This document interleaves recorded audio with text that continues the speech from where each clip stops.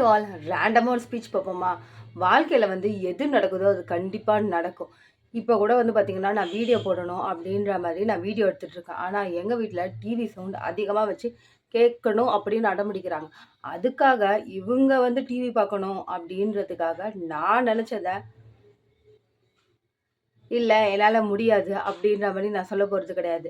அந்த டிவி சவுண்ட விட என் சவுண்ட் அதிகமா இந்த வீடியோல கேட்கணும் அப்படின்னு சொல்லிட்டு இப்ப நான் பேசிட்டு இருக்கேன். அதே மாதிரி தான் எது நடக்கணும்னு இருக்கோ அது நடக்கும். அப்படி இல்ல அப்படின்ற பட்சத்துல உங்க மைண்ட் செட்ட பெர்ஃபெக்ட்டா நீங்க வந்து பார்த்தீங்கன்னா, பக்காவா பிளான் பண்ணீங்கன்னா எல்லாமே பக்காவா நடக்கும். எப்பயுமே சொல்ற மாரி தான். இதெல்லாம் உங்ககிட்ட சொல்லாம வேற யார்ட்டங்க சொல்ல போறேன்?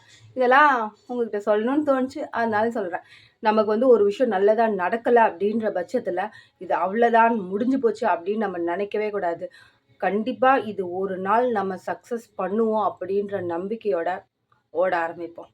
மறுபடியும் நம்ம வேற ஒரு வீடியோல பெர்ஃபெக்ட்டா சந்திப்போம்.